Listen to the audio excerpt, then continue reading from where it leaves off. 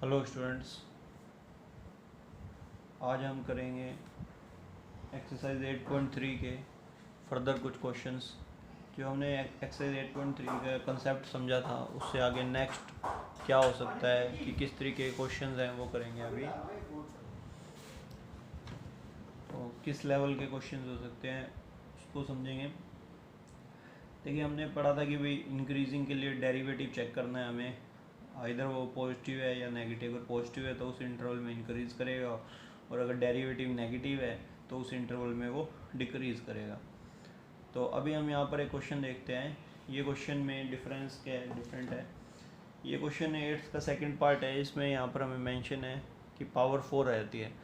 तो ये काफ़ी एक लेंथी पॉलिनोमियल दिखाई दे रहा है। इसका डेरिवेटिव करने पे क्वेश्चन को किस तरीके से हैंडल करेंगे ये समझते हैं। तो स्टूडेंट, हमारे पास यहाँ पर जो पहले क्वेश्चन है 3/10 x4, इसमें भी हमें स्ट्रिक्टली इंक्रीजिंग और डिक्रीजिंग ही फाइंड आउट करना है, किस इंटरवल में इंक्रीज और डिक्रीज हो रहा है फंक्शन। तो यहाँ पर ये फंक्शन गिवन है। अभी हम इसका क्या करते हैं, डेरिवेटिव परफॉर्म करते हैं। तो जैसे ही स्टूडेंट हम इसका डेरिवेटिव परफॉर्म करते हैं तो f'(x) 4 पावर आगे 4 3 12, एक पावर कम होगी x3। फिर यहाँ पर 3 पावर आगे 3 4 12, एक पावर कम होगी x²। यहाँ पर 2 पावर आगे 2 3 6x, और यहाँ पर 36/5 रह गया। ठीक है, और 11 का डेरिवेटिव 0। तो हमने सबसे पहले तो डेरिवेटिव परफॉर्म किया। उसके बाद स्टूडेंट आप इसमें देखिए ये कैंसिल हो रहा है, यहाँ रह गया 6/5, बाकी वैल्यू एज इट इज़। अब इस सारे पोल में से आप 6/5 कॉमन ले लें, 6/5, क्योंकि 5 तो सारे में आ ही रहा है, 6 भी आ रहा है, तो 6 मैंने कॉमन लिया, यहाँ रह गया x3। 5 भी आ रहा है, पर इसमें 5 नहीं है, तो इसमें 5 एल्सियम लेने पे यहाँ 5 आएगा, और 6 कॉमन आ गया, इसलिए यहाँ 5x हो जाएगा। अच्छा, यहाँ पे 6 कॉमन आएगा तो यहाँ 2 रह जाएगा, यहाँ पे 6 कॉमन आएगा तो 6 रह जाएगा। तो आपका ये जो पोलिनोमियल है ये क्यूबिक पोलिनोमियल है। अब स्टूडेंट, दिक्कत ये आती है कि क्यूबिक पोलिनोमियल के फैक्टर बनाने। तो क्यूबिक के पोलिनोमियल के फैक्टर हम रिमाइंडर थ्योरम से बनाएंगे, जो हमने 9th क्लास में पढ़ा था। कैसे हम बनाएंगे इसके फैक्टर? पहले हम इसे रैंडमली स्टूडेंट 0 1 2 3 या -1 2 3 पुट करेंगे कि इन नंबर्स पे ये फैक्टर बन रहा है, मतलब इसका आंसर आ रहा है या नहीं आ रहा। तो देखते हैं। तो स्टूडेंट, इसमें सबसे पहले हम जैसे 1 पुट करके देखते हैं, ठीक है, फिर -1 पुट करेंगे। तो अगर उस पे किसी पे 0 आ रहा है, ये अगर पोलिनोमियल, तो इसका मतलब वो उसका फैक्टर है। तो मैंने यहाँ 1 पुट करके देखा स्टूडेंट, तो 1 पुट किया तो ये 1 हो गया, ये -2, ये -5, ये 6, तो 1 और 6 7, और ये -7, तो आंसर क्या आ गया, 0 आ गया। तो स्टूडेंट, ये रिज़ल्ट यहाँ पे 1 रखने पे 0 बन गया, 1 रखने पे यहाँ ये रिज़ल्ट 0 बन गया। ठीक है, अब स्टूडेंट 1 रखने पे ये रिज़ल्ट 0 बन गया, तो अब क्या हमारा नेक्स्ट स्टेप क्या होगा? देखो, जब ये 0 बन जाएगा तो क्या होगा, इसका मतलब कि x = 1 इसका फैक्टर है, x = 1 इसका फैक्टर है। ठीक है, तो रूट है इसका, तो इसको इधर लेके आएंगे तो x - 1 इसका क्या हो जाएगा, फैक्टर। तो मैंने एक फैक्टर लिख दिया स्टूडेंट यहाँ x - 1, क्या लिख दिया, x - 1। अब बाकी बचा हुआ फैक्टर कैसे निकालेंगे? एक तरीका है कि x - 1 को इससे डिवाइड कर लो आप, वो सिंपल तरीका है, लॉन्ग डिवीज़न मेथड जिसे कहते हैं। x - 1 को इससे डिवाइड कर लो, डिवाइड करने के बाद जो रिजल्ट आए हैं क्वोशंट, वो यहाँ लिख दो आप। ठीक है, आप x - 1 को इस पोलिनोमियल से डिवाइड करोगे, ये आंसर आएगा। तो ये तो है लेंथी मेथड। मैं आपको एक शॉर्टकट मेथड बता देता हूँ, जैसे मैंने पहले भी कई बार ये मेथड डिस्कस किया है, तो मैं दोबारा बताता हूँ। ये मेथड क्या है, सिंथेटिक डिवीज़न। इससे डिवीज़न क्या हो जाती है, ईजी हो जाती है। इसमें क्या है कि जो आपका फैक्टर है, x - 1 आपका फैक्टर था, और ये रूट क्या बनेगा, x = 1, तो आप यहाँ लिख लें 1। ठीक है, और फिर उसके बाद जो आपके यहाँ पर जो आपके पोलिनोमियल है उनके कोफिशिएंट लिख लें डिक्रीजिंग ऑर्डर में। ठीक है, तो यहाँ पे इसका कोफिशिएंट है 1, फिर इसका कोफिशिएंट है -2, इसका -5, इसका 6। मान लीजिए x का कोफिशिएंट प्रेजेंट नहीं है तो वो आप 0 लिख देंगे। अगर x का प्रेजेंट ना हो तो यहाँ कोफिशिएंट सारे होने चाहिए। मान लीजिए यहाँ होता है x² के बाद सीधा 6 होता, तो आप ये नहीं है कि -2 के बाद डायरेक्ट 6 लिखेंगे, फिर आप -2 के बाद 0 लिखेंगे, 0 के बाद 6 लिखेंगे। तो यहाँ आपका क्या आएगा, पहले 1 आएगा, फिर -2, फिर -5, और फिर 6 आएगा। ठीक है, इसके बाद ये करने के बाद स्टूडेंट फिर आपको करना क्या है, यहाँ पहले वाली वैल्यू एज इट इज़ उतारनी है। ये वैल्यू आपने ऐसे ही रख ली, फिर उसको इसके साथ मल्टीप्लाई करना है, इसको इसे मल्टीप्लाई करके यहाँ लिखना है, यहाँ लिखा, फिर इसको इसमें ऐड करना है। -2 को 1 में ऐड करना है। अब -2 1 में ऐड होगा तो रिजल्ट होकर कितना हो गया -1, -2 1 में ऐड होगा तो रिजल्ट कितना हो गया -1। अब स्टूडेंट इसको इससे फिर मल्टीप्लाई करेंगे, इसको इससे मल्टीप्लाई करेंगे, यहाँ लिखेंगे तो ये हो गया -1। तो -5 -1 ऐड करेंगे तो यहाँ कितना हो जाएगा -6। अब फिर 1 इंटू -6, फिर अब 1 की मल्टीप्लाई -6 से करेंगे, वो यहाँ लिखेंगे।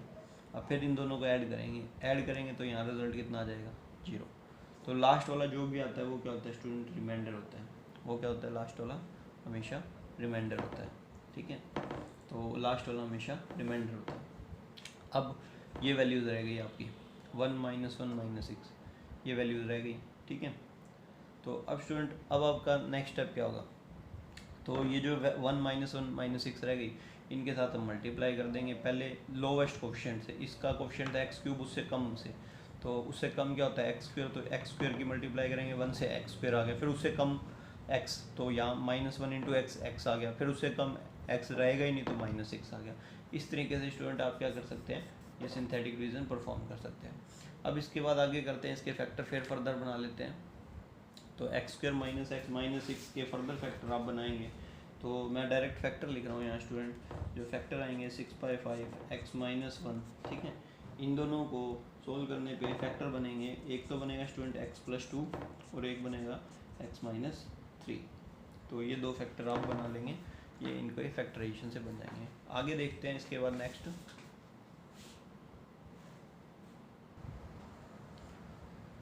स्टेप है स्टूडेंट, ये जो हमने फैक्टर बनाए उनको लिख लेते हैं। तो हमारे फैक्टर बने x+2, मैंने x+2 को पहले लिख लिया, फिर x -1, फिर x -3, ये 3 फैक्टर लिखे। इनको 1 बाय 1 नंबर लाइन पे आप रफ में डिनोट करेंगे। जैसे इसको 0 रखेंगे तो x = क्या आएगा -2, इसको 0 रखेंगे x = 1, इसको 0 रखेंगे x = 3। तो नंबर लाइन पे आप ये 3 फैक्टर लिख लेंगे। फिर उसके बाद स्टूडेंट 1 बाय 1 देखेंगे, पहले इस फैक्टर के लेफ्ट हैंड साइड, फिर राइट हैंड साइड, ऐसे करेंगे। तो पहला केस क्या आएगा, -2 से छोटा। अगर x -2 से छोटा है तो आप इसमें कोई भी एक -2 से छोटी वैल्यू पुट करके देखेंगे। जैसे मैं इसमें -3 पुट कर देता हूँ तो ये क्या आएगा नेगेटिव, -3 इसमें पुट करेंगे तो ये भी नेगेटिव, और इसमें पुट करेंगे तो ये भी नेगेटिव। तो ये तीनों फैक्टर नेगेटिव देंगे, तो इन तीनों की फैक्टर की मल्टीप्लाई आपके पास क्या आएगी नेगेटिव, यानी -2 से छोटी वैल्यू पे ये जो डेरिवेटिव है वो नेगेटिव रहेगा। क्लियर हो गया, तो मैं इसको यहाँ पर नेगेटिव शो कर देता हूँ। अब फिर उसके बाद -2 से 1 के बीच में कोई एक वैल्यू रख लें। -2 से 1 के बीच में वैल्यू क्या है 0 रख लेते हैं। तो 0 पे ये क्या देगा पॉजिटिव, अब 0 पे ये क्या देगा नेगेटिव, 0 रखने पे ये क्या देगा नेगेटिव। तो अब ये इन सब की मल्टीप्लाई करेंगे, नेगेटिव इंटू नेगेटिव पॉजिटिव, तो ओवरऑल रिजल्ट क्या आ जाएगा स्टूडेंट पॉजिटिव। इसके बाद नेक्स्ट केस थर्ड में क्या होगा 1 से 3 के केस में अब हम जैसे 2 रख लेते हैं, 2 रखने पे ये पॉजिटिव देगा, 2 - 1 ये भी पॉजिटिव देगा, 2 इस पे रखने पे ये नेगेटिव देगा। तो इनकी मल्टीप्लिकेशन क्या आ गई नेगेटिव। फिर उससे आगे नेक्स्ट इंटरवल क्या है 3 से बड़ा, तो 3 से बड़ा रख लेते हैं। 3 से बड़ी वैल्यू रखेंगे तो ये भी पॉजिटिव दे रहा है। जैसे 3 से बड़ी वैल्यू 4 रख लें तो ये भी पॉजिटिव, ये भी पॉजिटिव और ये भी पॉजिटिव, तो तीनों की वैल्यू क्या होगी पॉजिटिव। तो हमें रिजल्ट क्या मिल रहा है पॉजिटिव। तो स्टूडेंट अब आप ये देखो, पहले केस में हमें नेगेटिव मिला, दूसरे केस में हमें क्या मिला पॉजिटिव, तीसरे केस में हमें क्या मिला नेगेटिव, चौथे केस में क्या मिला पॉजिटिव।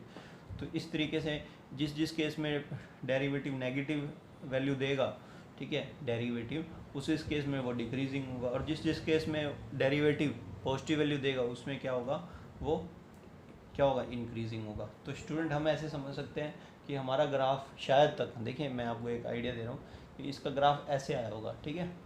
ये अगर नंबर लाइन बना मान लें आप, तो इसका ये नीचे गिर रहा होगा -2 तक, -2 तक गिरता फिर ये 2 से मोड़ आ गया होगा, 2 पे ये क्या करना शुरू कर गया होगा इंक्रीज़। ये जैसे इंक्रीज़ कर रहा है ग्राफ, इंक्रीज़ करता 1 पे आगे क्या हो गया होगा स्टूडेंट, फिर नीचे की तरफ डिक्रीज़ करना शुरू कर दिया होगा इसने ग्राफ ने, और फिर 3 पे आगे रुक गया होगा, और फिर 3 पे दोबारा आगे इसने क्या मोड़ ले लिया होगा, और ये वापस ग्राफ कैसा हो गया होगा। इस तरीके का ग्राफ ऐसा हो सकता है, ये एक अजम्पशन है, ठीक है। तो अब देयरफॉर लास्ट में एक लाइन लिखेंगे आप, तो लास्ट में हम क्या मेंशन करेंगे कि देयरफॉर हमारा फंक्शन जो इंक्रीज़ कर रहा है किस इंटरवल में इंक्रीज़ कर रहा है जहाँ पर पॉजिटिव वैल्यू है, स्ट्रिक्टली इंक्रीजिंग। पॉजिटिव किस में आया -2 से 1 और 3 से इन्फिनिटी, और जिसमें डिक्रीज़ किस में कर रहा है -∞ से 2 और 1 से 3, इसमें क्या कर रहा है वो डिक्रीज़ कर रहा है। तो इस तरीके से स्टूडेंट हम क्या करेंगे ये क्वेश्चन को अटैम्प्ट करेंगे।